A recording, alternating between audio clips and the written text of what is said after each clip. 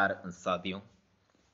स्वागत है आप सभी का एक बार पुनः आपके अपने YouTube चैनल पर। जैसा कि आप देख पा रहे हैं CET 2023 के लिए महाजनपद काल उनसे संबंधित हम काफ़ी क्वेश्चन है जो 30 से भी अधिक है जो क्वेश्चन है वो लेकर आ चुके हैं। तो आप इस वीडियो के लिए तो शुरू से एंड तक ज़रूर बने रहिए और चैनल को सब्सक्राइब कर दो। हाँ, हर रोज ऐसे ही हम वीडियोस लाते रहते हैं, ठीक है। बार बार पूछे जाने वाले कंपटीशन एग्जामों में वो सवाल रहने वाले हैं और सीधे आपको परीक्षा में पूछे जा सकते हैं, ठीक है। इनमें से कोई है जो आपको परीक्षा के मतलब पेपर में देखने को मिल सकता है, ठीक है। तो पहला सवाल क्या कह रहा है कि देखिए, पहला सवाल ये कह रहा है कि मगध के राजा, देखिए मगध के राजा जिसका नाम क्या है, अजात शत्रु। अजात शत्रु का किस किस गणराज्य के साथ युद्ध रहा। हम किसकी बात कर रहे हैं, हम बात कर रहे हैं मगध राजा के आजाद शत्रु की। और उसका जो युद्ध है वो किस गणराज्य के साथ होता है। पांचाल के साथ, दोनों के साथ, वज्जी यानी वैशाली के साथ, या किसी के भी नहीं। देखिए दोनों के मतलब वज्जी और पांचाल दोनों के साथ। तो इसका जो सही आंसर हो जाता है तो वो हो जाता है अपना option number C, Vajji Vaishali के साथ। जो मगध के राजा अजात शत्रु है उसका जो किस गणराज्य के साथ युद्ध है वो रहा है वज्जी के साथ, ठीक है। क्वेश्चन समझ में आ चुका होगा, ठीक है। नेक्स्ट देखिए, सवाल नंबर 2, ग्रीक यूनानी, ग्रीक कहो यूनानी कहो एक बात है कि उसके लेखकों द्वारा किसे अग्रमीज या जेंडरमीज कहा गया है। ग्रीक लेखकों द्वारा किसे अग्रमीज या जेंटरमीज कहा गया है। महाजनपदन को, घनानंद को, अजात शत्रु को, या कलाशोक को। तो किसे कहा गया है, घनानंद को, ठीक है। घनानंद को ग्रीक के यूनानी लेखकों द्वारा अग्रगेम कहा गया है। किसको कहा गया है, घनानंद को, ठीक है। नेक्स्ट सवाल नंबर 3, हर्यक वंश के किस शासक को कुणिक कहा जाता है। हर्यक वंश के किस शासक को कुणिक कहा जाता है। चार शासक के नाम है आपके सामने, उदयन, अजातशत्रु, बिंबिसार, या इनमें से कोई नहीं। तो बताइए इसका आंसर है वो क्या हो जाता है। तो इसका आंसर क्या हो जाता है, तो इसका आंसर हो जाता है सही अपना ऑप्शन बी, ठीक है। ऑप्शन बी है वो करेक्ट आंसर हो जाता है कि अजातशत्रु को हम कुणिक शासन भी कहते हैं, ठीक है। हाँ, नेक्स्ट क्वेश्चन नंबर 4 देखिए, नंद वंश का संस्थापक कौन था। नंद वंश का संस्थापक कौन था। गणानंद, नागार्जुन, मध्यपदन, या कालाशोक। नंद वंश का संस्थापक कौन है, तो नंद वंश के संस्थापक थे अपने, कौन थे। ऑप्शन नंबर सी, महापद्यनंद, ठीक है। ऑप्शन नंबर सी है वो अपना यहाँ पर करेक्ट आंसर हो जाता है, ठीक है। हाँ, अगला सवाल नंबर 5 देखिए, किस शासक ने गंगा एवं सोम नदियों के संगम पर पाटलिपुत्र नामक नगर की स्थापना की थी। क्वेश्चन क्या कहना चाह रहा है कि ये कहना चाह रहा है कि पाटलिपुत्र नगर की स्थापना किसने की। पाटलिपुत्र है जो कहाँ पर है, गंगा एवं सोन नदियों के संगम पर स्थित है, ठीक है, Triveni Sangam.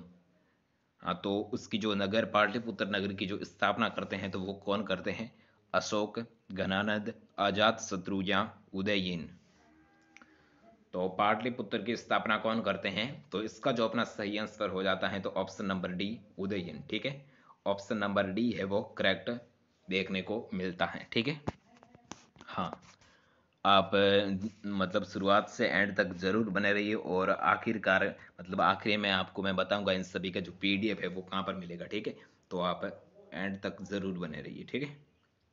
Next question number 6 देखिए, 6 नंबर सवाल यहाँ कह रहा है कि ईरान के खमनी वंश के किस शासक ने भारतीय भूभाग को जीतने के बाद उसे फ्रांस साम्राज्य का 20वां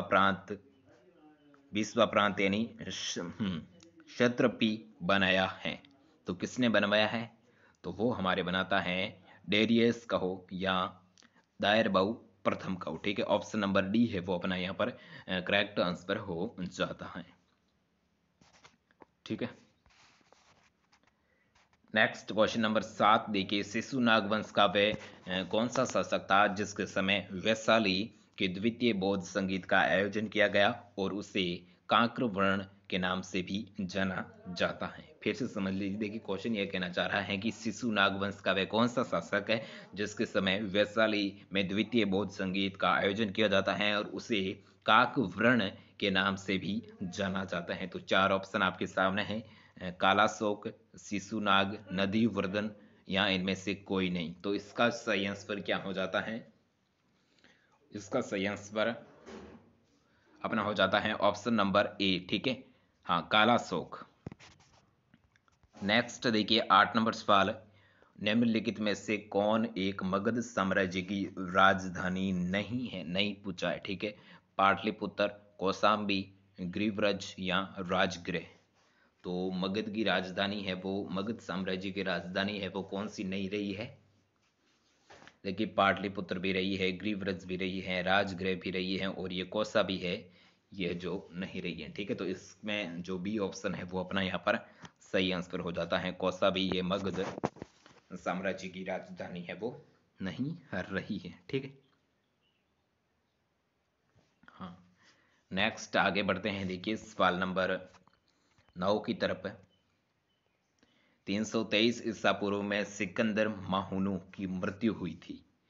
तो उसकी जो सिकंदर माहूनी की मृत्यु कब होती है? 323 ईसा पूर्व में, और उसकी मृत्यु है वो कहाँ पर होती है? तो मैसिडोनिया में, तक्षशिला में, फ्रांस में या बेबीलोन में।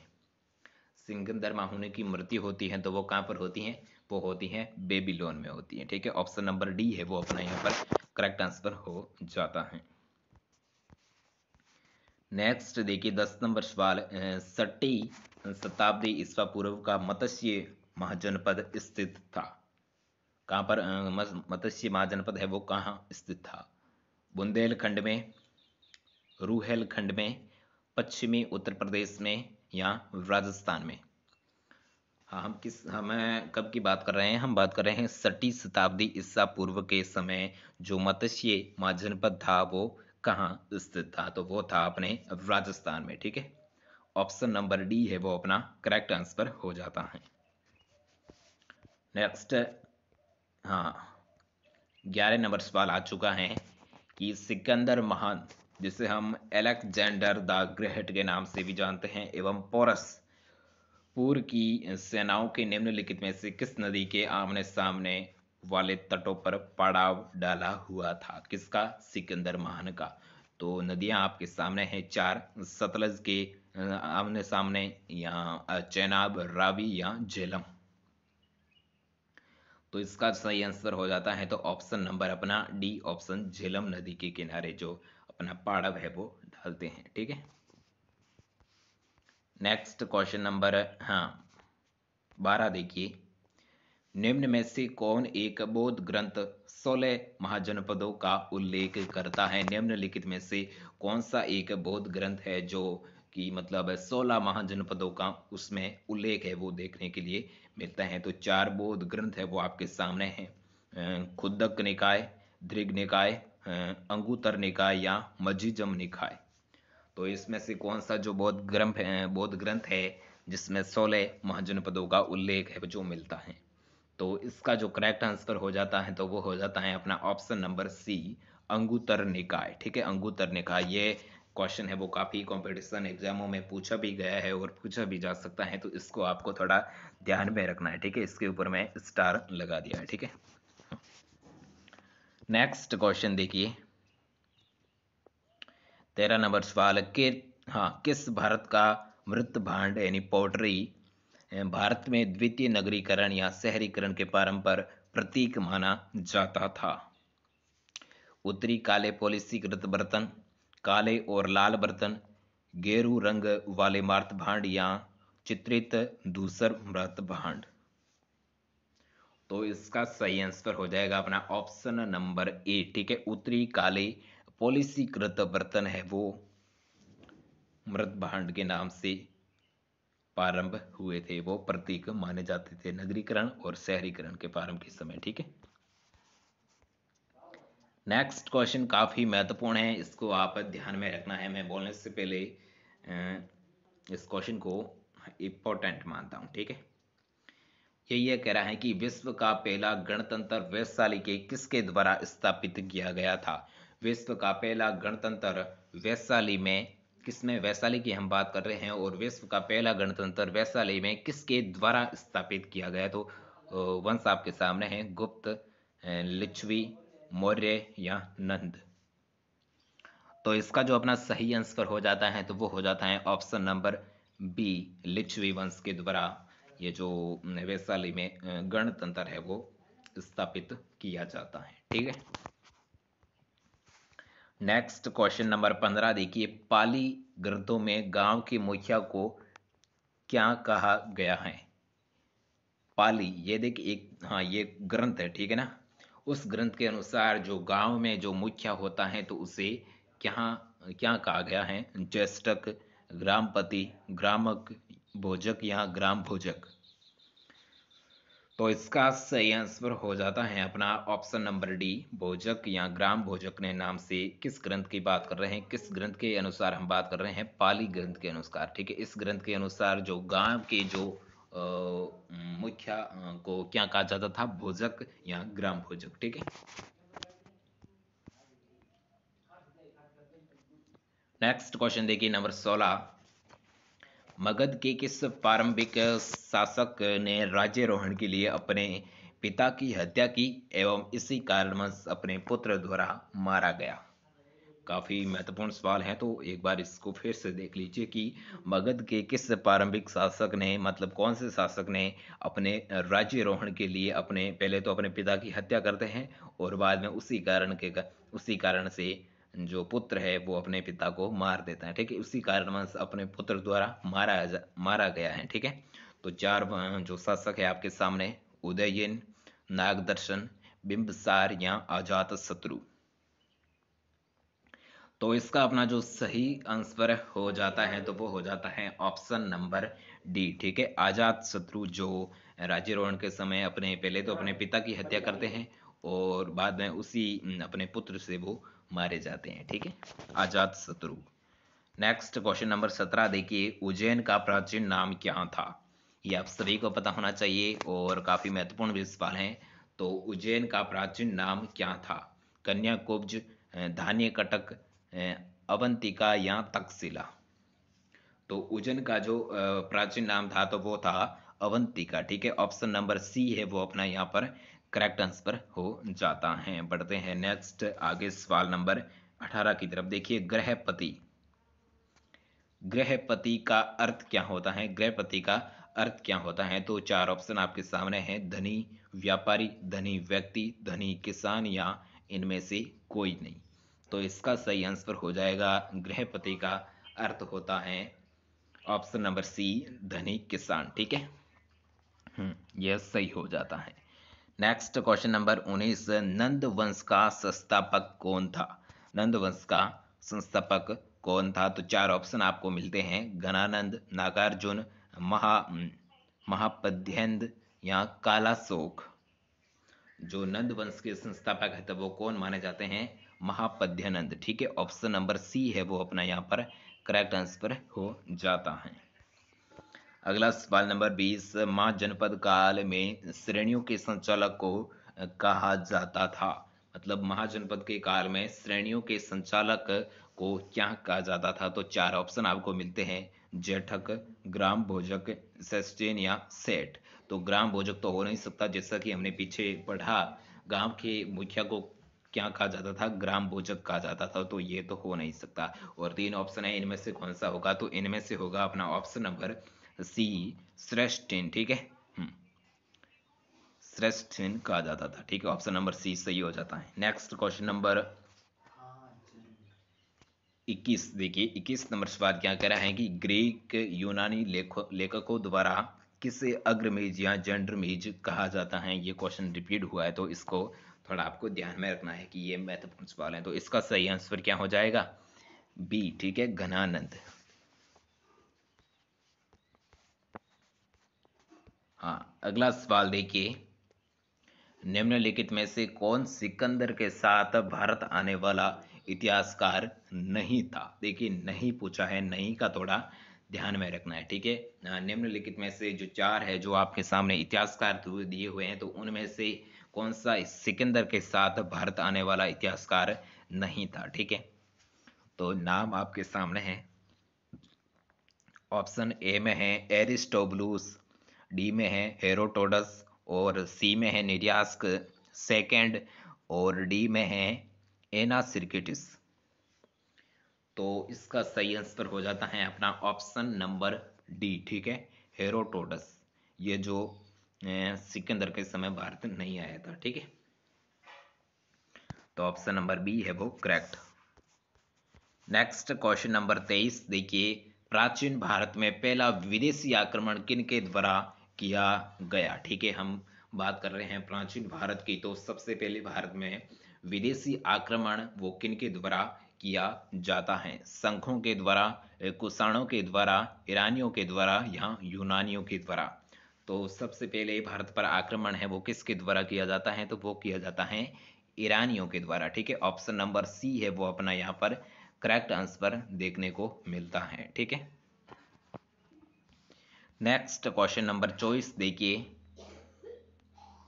24 नंबर सवाल क्या कह रहा है कि डेरियस यानी दारिय बहु प्रथम ने 516 बीसी में सिंधु के तटवर्ती भूभाग को जीतकर उसे ईरान का 20वां सरपति प्रांत बनाया, और उससे कितना राजस्व प्राप्त होता था। ठीक है, तो 260 टैलेंट, 270 टैलेंट, 360 टैलेंट या 370 टैलेंट। तो इसका सही आंसर हो जाता है अपना ऑप्शन नंबर सी, 360 टैलेंट। ठीक है,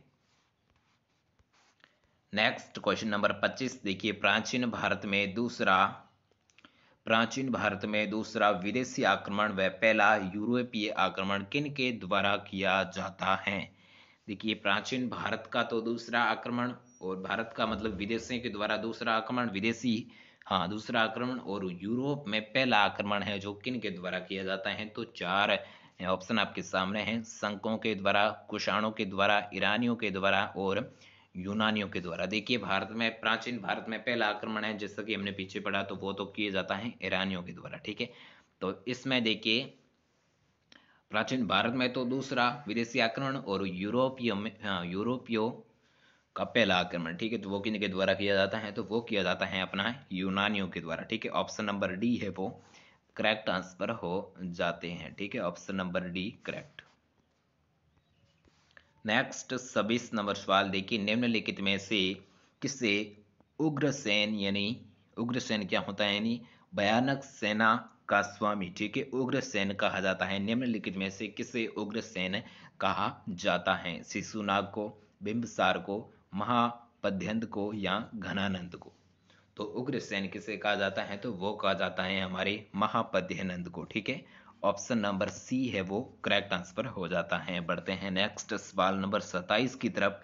27 नंबर सवाल कह रहा है कि ईरान के हकमानी वंश के किस शासक ने भारतीय भूभाग को जीतने के बाद उसे फ्रांस राज्य का 20वां प्रांत यानी छत्रपति बनाया था। 2 बार क्वेश्चन आ चुका है, तो इसको ध्यान में रखना है। तो इसका सही आंसर हो जाता है अपना ऑप्शन नंबर डी, डेरियस या दारे बहु प्रथम। ठीक है, नेक्स्ट क्वेश्चन नंबर 28 से निम्नलिखित में से किसे सैन्य यानी नियमित और स्थायी सेना रखने वाला। ठीक है, सैन्य किसे कहते हैं, नियमित और स्थायी सेना रखने वाले को क्या कहा जाता है, सैन्य कहा जाता है। तो निम्नलिखित में से किससे है जो सैन्य कहा जाता है, तो 4 ऑप्शन आपके सामने हैं, उदयन, शिशुनाग को, बिंबसार को या अजात शत्रु को। तो सैन्य हमें बिंबसार को कहा जाता है। ठीक है, ऑप्शन नंबर सी है वो करेक्ट आंसर हो जाता है। नेक्स्ट क्वेश्चन नंबर 19, हाँ 19 नहीं है 29 है, 29 देखिए, ये क्या कह रहा है कि हाइडेस्पस या विस्तता आधुनिक नाम झेलम का युद्ध जो कब होता है 326 ईसा पूर्व, वो किन किन के मतलब किन किन शासकों के मध्य है वो होता है। ठीक है, तो ऑप्शन आपके सामने हैं, चंद्रगुप्त मौर्य एवं घनानंद के मध्य, सिकंदर एवं आंबी के मध्य, सिकंदर एवं पोरस के मध्य, या सेल्यूकस एवं चंद्रगुप्त मौर्य के मध्य। तो यह जो युद्ध होता है कौन सा युद्ध है, हाँ हाइडेस्पस या विस्तता यह युद्ध होता है, ऑप्शन नंबर बी अपना करेक्ट आंसर हो जाता है, सिकंदर एवं आम्बी के मध्य ये युद्ध लड़ा जाता है। ठीक है, हाँ नेक्स्ट क्वेश्चन, ये आज का अपना आखिरी सवाल है, तो इसको आपको ध्यान में रखना है कि निम्नलिखित में से किस राज्य में गणतंत्रात्मक शासन व्यवस्था नहीं थी। ठीक है, नहीं का ध्यान में रखना है, नहीं पूछिए। ठीक है, निम्नलिखित में से किस राज्य में गणतंत्रात्मक शासन व्यवस्था नहीं थी। वैशाली के लिच्छवी, मगध, या कपिवस्तु के चाकव्य, या कुशीनगर के मल। तो किस में गणतंत्रात्मक शासन प्रणाली है, वो व्यवस्था है, वो नहीं थी, तो वो थी हमारे मगध में। ठीक है, मगध में गणतंत्रात्मक व्यवस्था नहीं थी। ठीक है, ऑप्शन नंबर बी है वो अपना करेक्ट आंसर हो जाता है। तो इसी के साथ जो अपनी आज की ये क्लास वो यहाँ पर समाप्त होती हैं। और वैसे मैंने पहले ही बोला था, आपने इस वीडियो को लाइक और चैनल को सब्सक्राइब तो जरूर कर दिया होगा। तो आई होप कि आपको ये वीडियो पसंद आया होगा। और देखिए, अब क्लास को हम यहाँ पर एंड करते हैं। और एंड करने से पहले मैं आपसे जो इसका जो पीडीएफ है वो कहाँ पर मिलेगा, तो वो मिलेगा हमारे टेलीग्राम चैनल पर। टेलीग्राम चैनल का नाम मैं बता देता हूँ, BISHNOI Bishnoi STUDY Bishnoi study के नाम से है। और वहाँ पर जाइए, एक आपको ज्वाइन का बटन मिल जाएगा, तो जल्दी से जाइए, ज्वाइन करिए और पीडीएफ प्राप्त कीजिए। ठीक है, तो बस हम मिलते हैं किसी नए वीडियो के किसी नए टॉपिक के साथ। और अपनी राय अपनी कमेंट बॉक्स में ज़रूर निकालना, और हम आपकी इंतज़ार करेंगे। तो नेक्स्ट वीडियो में मिलते हैं। Okay, bye.